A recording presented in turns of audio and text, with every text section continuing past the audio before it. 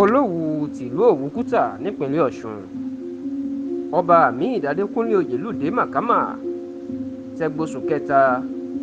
Ó mà ti ní Ifá ló yan òun gẹ́gẹ́ bí ọba o, àti pé ọba Yorùbá tí kì í bá ṣe Ifá ló yàn kì í ṣe ọba, tó sì ní kàntànkàntàn nírú àwọn ọba bẹ́ẹ̀ yóò máa ṣe, kódà tó ní àtúbọ̀tán wọn kì í dára rárá. Ẹ ó rántí pé gbogbo ilẹ̀ Yorùbá ló mì tìtì láìpẹ́ yìí nígbà tí Olúwo tìlú Òwò ní ìpínlẹ̀ Ọ̀ṣun, ọba Abdulrasheed Adéwálé Àkànbí ní kò sọ́ba kan tó wà lórí ìtẹ́ lásìkò yìí tó jẹ́ pé Ifá ló yàn án nílẹ̀ Yorùbá. Ó sì jẹ́ kó di mímọ̀ pé àwọn gómìnà ní Ifá tó yan ọba báyìí.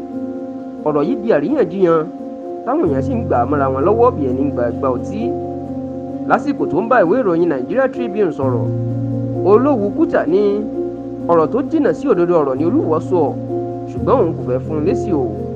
Kábíyèsí ní mi ò fẹ́ fún Oluwoo lésì rárá, aṣíwájú mi ló jẹ́ nítorí abẹ́ ìgbìmọ̀ lọ́balọ́ba ìlú Ìwó lèmi náà wà, òun sì ni alága wa.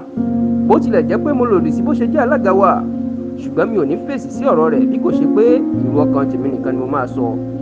Ṣé ẹ rí i, ọba tí Ifá kò bá yàn nílẹ̀ Yorùbá wa yìí kì í ṣe ọba o. Irú àwọn ọba bẹ́ẹ̀ ni ẹ ó máa rí tí wọ́n ó máa ṣe kàtàkàtà kiri. Àwọn ọba bẹ́ẹ̀ ló máa ń hùwà burúkú kiri.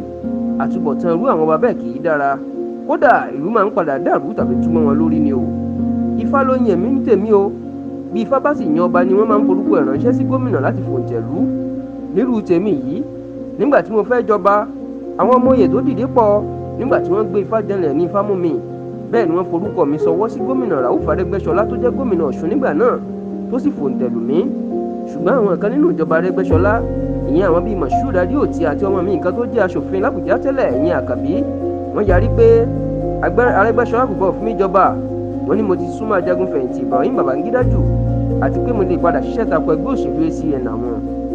Nígbà tí Arẹ́gbẹ́ṣọlá fẹ́ máa gbèjà mi, wọ́n ní àfi kí n múlẹ̀ pé mi ò ní dalẹ̀ àwọn.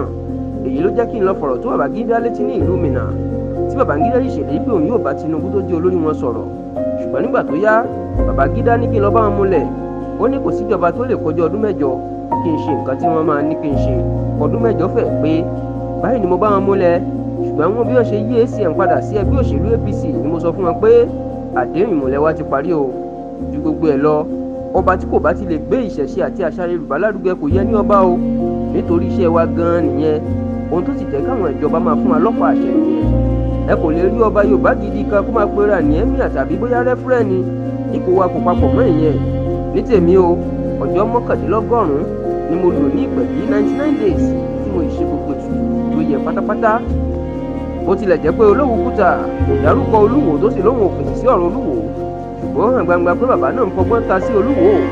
Bẹ́ẹ̀ ni kábíyèsí jẹ́ kó di mímọ̀ pé ọba tí Ifá kò bá yàn nílẹ̀ Yorùbá, irú ọba bẹ́ẹ̀ kì í ṣe ọba, ìlú máa padà túmọ̀ wọn lórí ni, àtúbọ̀tán wọn kì í sì padà dára.